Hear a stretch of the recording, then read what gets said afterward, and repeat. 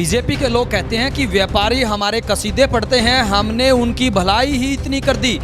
कितनी सच्चाई है इन बातों में? तो यह बात उन्होंने सही कही। व्यापारी उनके कसीदे पढ़ते हैं। कसीदे दो प्रकार के होते हैं, एक उल्टे और एक सुलटे। व्यापारी तो इनसे पेंडा छुड़ाना चाहे, कद ये जावे कद मन सांस मिले। हरियाणा की किसी मंडी में चले जाओ और उन्होंने पूछ ले भी सेठ जी के पोजीशन है, सेठ के हुआ वारा खट्टर तेरे ठाट, भीतर रोवे बानिया बाहर रोवे चाट। यूपी के अंदर किसानों को ऊपर मैंने सीढ़ी देखी, देखती रोंगटे खड़े हो जाते हैं। किस प्रकार किसान खड़े हैं और तेजी से गाड़ियां उन पर चढ़ाई जा रही है और साथ में पुलिस की पीसीआर भी है। लेकिन वो कहते हैं कि ये हमारे आदमी नहीं थे, ये खुद ही गुंडे टाइप के लोग थे। गुंडे कौन है? गुंडे वो कृषि मंत्री का बेटा, जो केंद्र का कृषि मंत्री मिश्रा 10 दिन पहले बयान देता है कि सीधे हो जाओ, मुझे सीधे करने आते हैं, 2 मिनट में सीधे कर दूंगा। इससे गंदा बयान हो सकता है देश के अंदर? प्रदेश के मुख्यमंत्री क्या बोलता है? लठ उठा लो, आमने सामने हो जाओ, चिंता मत करो। अगर किसी को जेल हो गई तो बहुत बड़ा नेता बनेगा, मैं आपके साथ हूं। गुंडागर्दी सरकार केंद्र की थी, मोदी की सरकार है कि योगी की या खट्टर की ये लाठी डंडे के जोर के ऊपर किसानों को बर्बाद करना चाहते हैं। इनके राज के अंदर घोटाला, सरसों घोटाला, धान घोटाला, बाजरा घोटाला, गेहूं घोटाला, इन पे कोई जवाब है क्या? शराब घोटाला, रिश्ती घोटाला, खनन घोटाला। मैं अनाज की इसलिए बता रहा था, अनाज किसानों के साथ जुड़ा है, देश की जनता के साथ जुड़ा है। अरे तुम घोटाले करने जनाब होता है, शराब खा लो, शराब पी लो, लूट लो, अरे तुम किसान का अंत तो ना लूटो। उनका कहना है कि हम किसानों के लिए फायदा पहुंचाने के लिए कदम उठा रहे हैं, व्यापारी उनको लूटता है, उनका खून चूसता है। और आज यही वजह है कि किसानों को जब फायदा होता देखकर व्यापारी आज दर्द महसूस कर रहा है। देखिए, उनकी दुकानदारी बंद होने जा रही है। आप किसी बीजेपी नेता पूछ लो, टीवी पे क्या बयान देंगे? ये तो आतंकवादी बैठे हैं जी, खालिस्तानी बैठे हैं जी, टुकड़े टुकड़े गैंग बैठे हैं जी। जो देश के लिए शहीद हुए, जो देश का पेट भरते हैं, उनका अन्न खाते हैं, उनको ही देशद्रोही कहते हैं। तो ये लोग क्या है? ये राजनीति करते हैं, नफरत की खेती करते हैं। ये क्या करते हैं? देश के अंदर हिंदू मुसलमान का झगड़ा, हरियाणा में जो ना जाट नॉन जाट की बात, ये लोग भाईचारा खराब करने पर तुले हुए हैं। मैं कहना चाहता हूं हरियाणा सरकार को और केंद्र सरकार को, किसान और आड़ती का चोली दामन का साथ है, सदियों से हमारा पारिवारिक संबंध है, रहेगा, आज भी है, पहले भी था, भविष्य में भी रहेगा। 3 कृषि कानून में सरकार का कोई भी नेता आ जाए, किसी प्लेटफार्म में ऑल इंडिया में न बुला ले, 3 कृषि कानून में एक भी लाइन ऐसी बता दे जो किसान आड़ती मजदूर के हित में। ऐलनाबाद का उपचुनाव आने वाला है, व्यापारियों की क्या भूमिका रह सकती है वहाँ पे? क्या वहाँ पर कमल आप लोग खिलाएंगे? भारतीय जनता पार्टी के जितने भी कैंडिडेट थे मैदान छोड़ के, हमने चुनाव नहीं लड़ना। दोनों जो साझा पार्टी थे, उनके उम्मीदवारों ने चुनाव लड़ने के लिए मना कर दिया। उधार का मांगा हुआ कैंडिडेट लाए, उन्होंने अपनी जो गले की फांसी थी ने जी, किसी और के गले में डाल के पेंडा छुड़ाने का काम किया है। किसी नेता ने कहा बीजेपी के ने, हम तो वहाँ पर 3 जाट खड़े हैं, कांग्रेस का भी जाट, नीलों का भी जाट, किसान भी जाट, हम नॉन जाट का नारा देंगे। मैं कहूँ तुम भाई किसी का नारा दे दियो, लोग तने तनाए बैठे हैं, इनका चुगड़ा साफ करने वहां इनका कोई सौदा नहीं है। ऐलनाबाद चुनाव के अंदर भाजपा प्रत्याशी पूरी तरह साफ है। उनके बीजेपी के मंत्री, जेजेपी के मंत्री, चाहे मुख्यमंत्री, चाहे विधायक, कोई भी है, मैं दावे के साथ कहता हूँ गांवों में जनसभा नहीं कर सकते, शहर में जनसभा नहीं कर सकते। किसान है, मजदूर है, व्यापारी, तीनों का एक मत तो है ही ना, भी सरकार का टुकड़ा साफ कर रहे हैं। व्यापार मंडल के प्रदेश अध्यक्ष बजरंग दास गर्ग अभी हमारे साथ मौजूद है। गर्ग साहब, स्वागत है आपका बिंदास। बहुत बहुत धन्यवाद आपका। गर्ग साहब, पिछले 10 महीनों से देश के अन्नदाता सड़कों पर मौजूद है, वहीं अगर हम बात करें किसानों का और व्यापारियों का चोली दामन का साथ है। किसान सड़कों पर पिट रहे हैं तो व्यापारी कहाँ पर है? किसान पिट रहा है और व्यापारी लूट रहा है, बात बराबर की है। अगर किसान की खेत में दाने होंगे तो मंडी के आड़ती को 2 रुपये कमीशन मिलेगा, और किसान के खेत में दाने होंगे तो किसान को फसल के भाव मिलेंगे, पैसे मिलेंगे। वही पैसे लेकर किसान किराने की दुकान पर, बर्तन की दुकान पर, कपड़े की दुकान पर, जूते की दुकान पर सामान खरीद देगा। किसान हमारा देश का अन्नदाता है। किसान का ही बेटा देश की सीमाओं पर देश की रक्षा कर रहा है। बड़े अफसोस से कहना पड़ता है, प्रदेश के मुख्यमंत्री क्या बोलता है? लठ उठा लो, आमने सामने हो जाओ, चिंता मत करो, अगर किसी को जेल हो गई तो बहुत बड़ा नेता बनेगा, मैं आपके साथ हूं। प्रदेश का मुखिया जो राजा होता है वो ऐसे बयानबाजी करना पूरी तरह से निंदनीय है।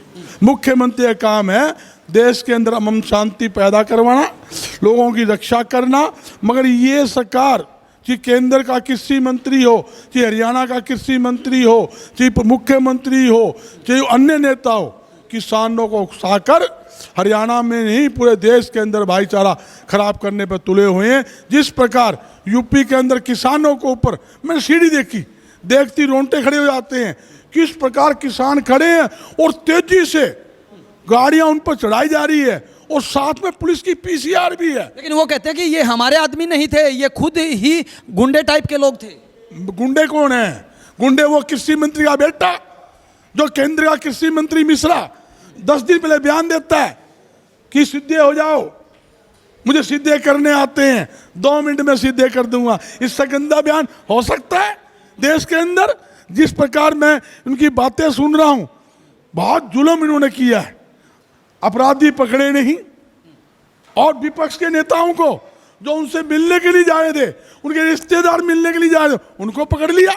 और बिल्कुल ऑफिसली, मतलब उनको जो पकड़ा गया, कोई एफआईआर दर्ज नहीं, 37 घंटे तक बिना एफआईआर रेस्ट हाउस के अंदर नजरबंद प्रियंका गांधी को किया गया। किस कानून के तहत बंद किया? किसी की हत्या हो जाती है, दुख में जाना जुल्म है, किसी के दुख में साझा होना जुल्म है। ये तो योगी सरकार की देखी गुंडागर्दी सरकार, केंद्र की थी मोदी की सरकार है कि योगी की या खट्टर की ये लाठी डंडे के जोर के ऊपर किसानों को बर्बाद करना चाहते हैं। मैं पूछना चाहता हूं, मुख्यमंत्री कहते हैं हरियाणा के कि किसान की फसल का एक एक दाना खरीद देंगे, एमएसपी भी खरीद देंगे। बाजरे की एमएसपी आज 250 रुपये है।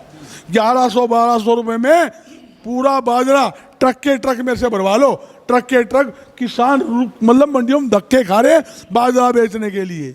और जीरी देख लो, जिस एरिया में बैठा हूं मैं, पहले बोले 15 सितंबर से जीरी परचेज करेंगे, फिर बोलते 25 सितंबर से करेंगे, फिर ना उसके बाद 1 तारीख बोले 1 तारीख से परचेज करेंगे। 1 को परचेज नहीं करी, किसानों ने आंदोलन किया, मंडियों में हड़ताल हुई, किसानों ने कहा भी आमने सामने होंगे। जब वो मंत्रियों का, विधायक का, जब नेताओं का घर घेरे तो मुख्यमंत्री इमरजेंसी हेलीकॉप्टर लेके चंडीगढ़ से दिल्ली उतरता है और कहता है भी 3 तारीख से आपकी परचेज हो जाएगी। और आज भी 25 लाख क्विंटल धान हरियाणा की मंडियों में पड़ा है। गर्ग साहब, बीजेपी के लोग कहते हैं कि व्यापारी हमारे कसीदे पढ़ते हैं, हमने उनकी भलाई ही इतनी कर दी। कितनी सच्चाई है इन बातों में? देखो, यह बात उन्होंने सही कही, व्यापारी उनके कसीदे पढ़ते हैं। कसीदे 2 प्रकार के होते हैं, एक उल्टे और एक सुलटे। व्यापारी तो इनसे पेंडा छुड़ाना चाहे, कद ये जावे कद मन सांस मिले।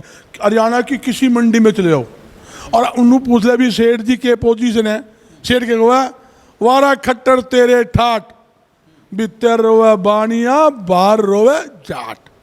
ऐसी कहावत पूरे हरियाणा के अंदर है। मंडियां बर्बाद कर दी उन्होंने, कपास, सरसों, मूंग ये परचेज सीधी सरकारी एजेंसियां कर रही है। तो सीधी सरकारी एजेंसियां अनाज की परचेज करेगी तो मंडी का आड़ती मंडी में दुकान करके क्या करेगा जब उसको कमीशन नहीं मिलेगा। ये करोड़ों रुपए लगाकर दुकानें मंडियों में कर रखी है और करोड़ों रुपया लेन देन हमारा किसानों भाइयों के साथ है। ये भाईचारा खराब करने की एक बहुत बड़ी साजिश है।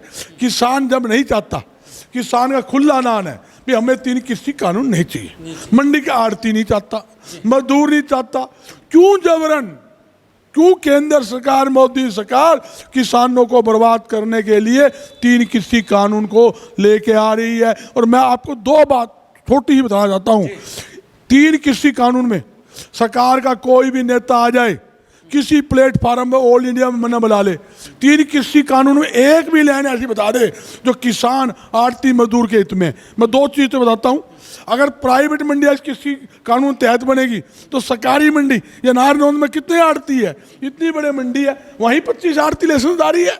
आप देखोगे यही मंडी कामयाब होनी, सामने एक प्राइवेट मंडी बना दियो, ये मंडी उजड़ जाएगी।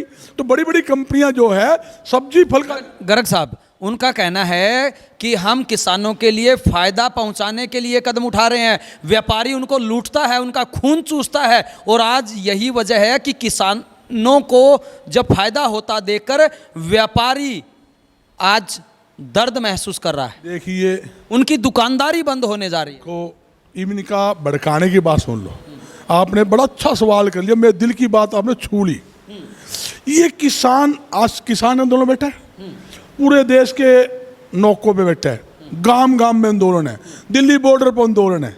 आप किसी बीजेपी नेता पूछ लो टीवी पे क्या बयान देंगे, ये तो आतंकवादी बैठे हैं जी, खालिस्तानी बैठे हैं जी, टुकड़े टुकड़े गैंग बैठे हैं जी।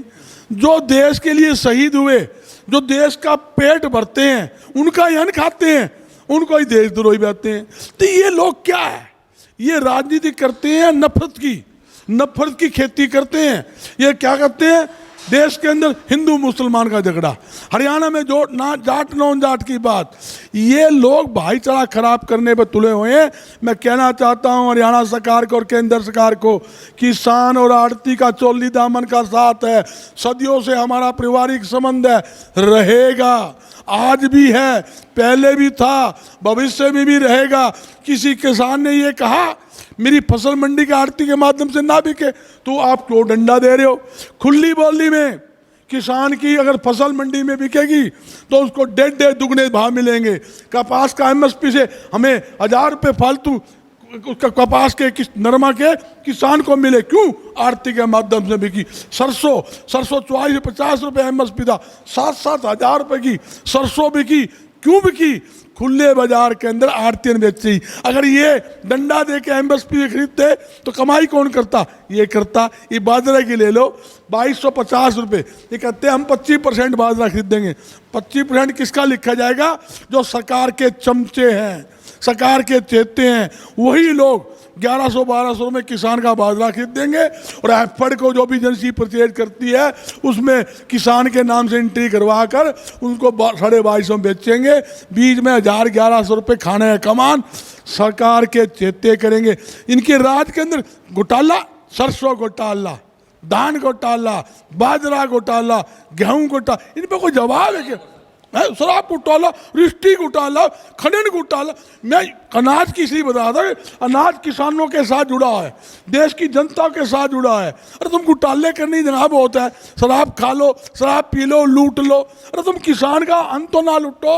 आप ये कहते हैं 3 कृषि कानून वास्ते, एक नया इसमें लाइन लिखी गई है, किसान की जो भी जमीन ठेके पे लेगा, अमानी 500 एकड़ जमीन ठेके पे ले ली, वो उस जमीन के ऊपर बैंक से करोड़ों पे लोन ले सकता है। लोन तो लेगा अमानी अडवाणी, बड़ी बड़ी कंपनी, और वो भुगतान ना करे, उस जमीन कुड़क किसकी होगी, किसान की। लूटेगा कौन, किसान। गर्ग साहब, आपने बहुत सारी बातें कही हैं और कहीं ना कहीं अपना दुख भी जाहिर किया है।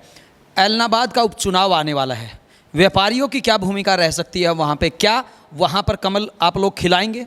देखो, किसान है, मजदूर है, व्यापारी, तीनों का एक मत तो है ही ना, भी सरकार का टुकड़ा साफ करना है। वोट की बात तो छोड़िए, मैं आज भी आपने सीन देखा होगा इलाहाबाद का, कैसे काले झंडे दिखाए, कल कैसे पोस्टर पाड़े। मैं ये बताना चाहता हूँ इलाहाबाद चुनाव के अंदर भाजपा प्रत्याशी पूरी तरह साफ है। उनके बीजेपी के मंत्री, जेजेपी के मंत्री, चाहे मुख्यमंत्री, चाहे विधायक, कोई भी है, मैं दावे के साथ कहता हूँ गांवों में जनसभा नहीं कर सकते, शहर में जनसभा नहीं कर सकते। उनकी इतनी बुरी हालत हो रही है। मैं नई बात सुन रहा था, किसी नेता ने कहा बीजेपी के ने, हम तो वहाँ पर 3 जाट खड़े हैं, कांग्रेस का भी जाट, नीलों का भी जाट, किसान भी जाट, हम 9 जाट का नारा देंगे।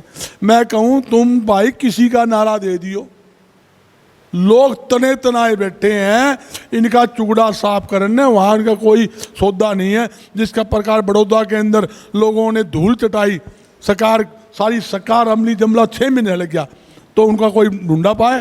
पहले से ज़्यादा वोटों से विपक्षी पार्टी जीती, वहाँ भी विपक्ष के नेता जीते। कोई जीतो, मैं उस बार में नहीं कहता विपक्ष का नेता जीता, भारतीय जनता पार्टी कोई वहाँ जुगाड़ ही नहीं है। मैं तो जलना कहूँगा छत्ती बरादरी में भाईचारा आपसी बनाए रखे। सरकार से भी अपील है वो उकसाने का काम ना करे। जिस प्रकार भारतीय जनता पार्टी के जितने भी कैंडिडेट थे मैदान छोड़ गए, भी हमने चुनाव नहीं लड़ना। दोनों जो साझा पार्टी थे उनके उम्मीदवारों ने चुनाव लड़ने के लिए मना कर दिया।